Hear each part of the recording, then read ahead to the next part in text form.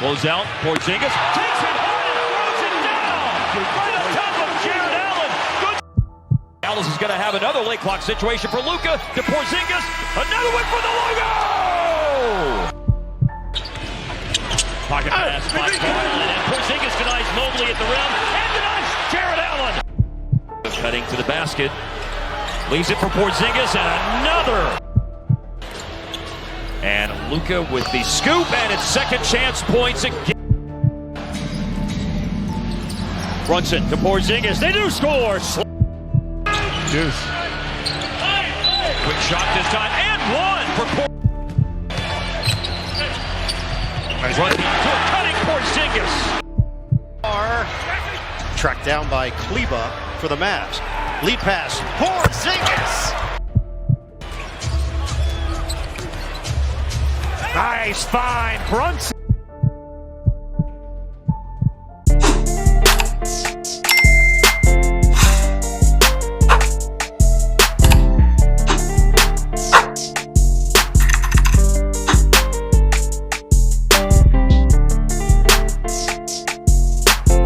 Iverson, bothered by Lou.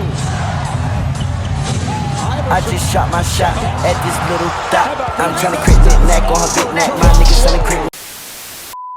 What's the YouTube? It's back over here with a big body banger, and we're doing two video. Now, first things first, make sure you like and subscribe, notify, you know what I'm saying. Today I'm the build dealer in local corner, and I'm coming at y'all with this Kristaps Porzingis current gen build video. This was requested a while back, so here it is today. I had a really good time making this build. You know, it definitely was a difficult build to make as well, you know, in terms of making it balanced and OP at the same time, you know, because Kristaps has that OP potential, but I did what I had to do. So, you know, I'm hoping that y'all enjoy the video. So before we get into that, you know, like I said earlier, you know, make sure y'all subscribe, y'all comment any builds. Did I say that earlier? I don't know if I said that earlier, but subscribe, like, comment any builds y'all want. You know, we only have like a month more of 2K22, so comment any builds y'all want and I will get to them. But without further ado, let's get right into the patch that I used for this Kristaps Porzingis current gen build video.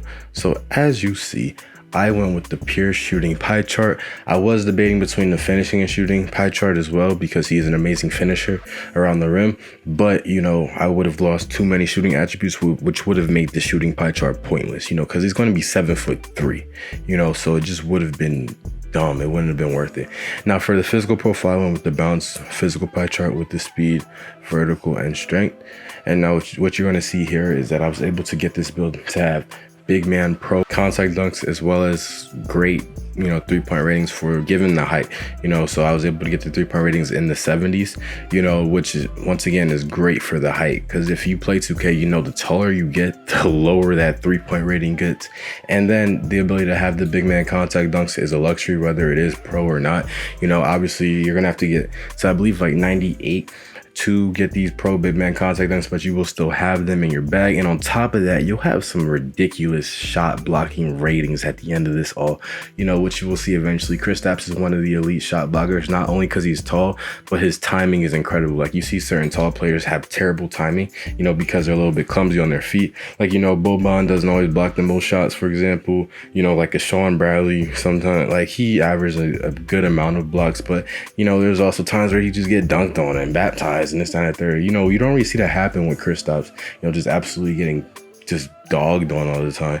So, you know, it's interesting to see. But you see, I made him 7'3". I put the weight down to 240 pounds. I believe that Kristaps' real weight as well, you know, correct me if I'm wrong. And I maxed out the wingspan, and you see right here, I finished with that block rating of 82, which is insane on a pure shooting build. And you see the takeover, I have a rim protector takeover option, which says a lot. I go with the sharpshooting takeover, of course. And you see right here, I have built a finisher, and who's that in the shades of? Kristaps Porzingis. So yes, I did my job. I did what I had to do. Like, comment, subscribe, because who else you know is coming into the myplayer build doing a thing every video, getting the correct shades of, okay, not every video, but more videos than often.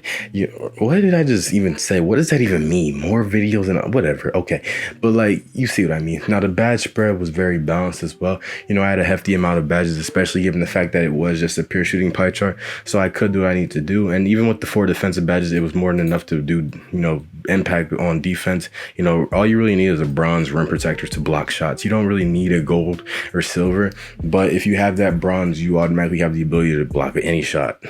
So badges are definitely underrated this year, because the simplest badges can make you do the craziest things, whether it's catch blocks or just chase down blocks, and then that brick wall was definitely helpful as well.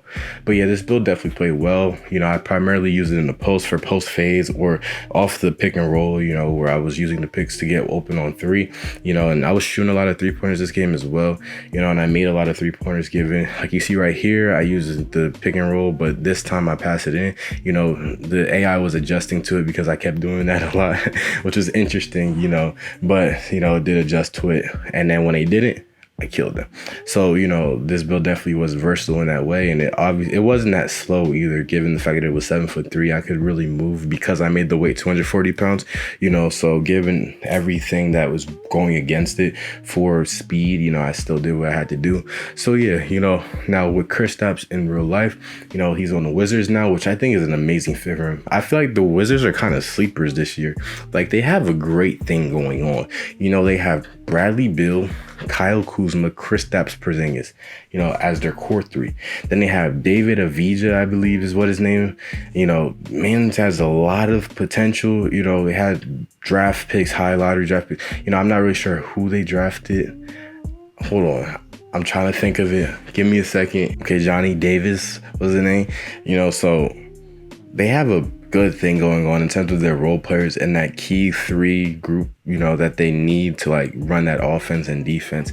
They still have Rui Hachimura in there too, who has Kawhi potential. Like, he has that potential. His defense is ridiculous, and then his offensive game, he's very robotic, method whatever, just very fundamental. So he does what he has to do. I feel like they have a good thing going on. And Kristaps, he's been battling injuries, and obviously the Dallas Mavericks, he wasn't the greatest fit for Luka, but he had some amazing games. But there would be times when Kristaps would just disappear, because he just wasn't in the offense. But now I feel like he definitely has the opportunity to be in the offense again, like he was in the Knicks, and be able to do what he needs to do in order to affect their winning. Because I think we'll see something crazy happen with the Wizards this year. But hey, I could be wrong, but we'll see what happens. We'll all know by April. We'll know if I'm wrong or not. And if I'm right, I'll probably forget about this vid.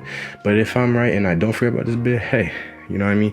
But yeah, that's pretty much the end of the video, y'all. Make sure you like, comment, subscribe, and roll the 5K down. Saying comment any builds that y'all want, and I will eventually get to them. But until then, I'm out. Peace.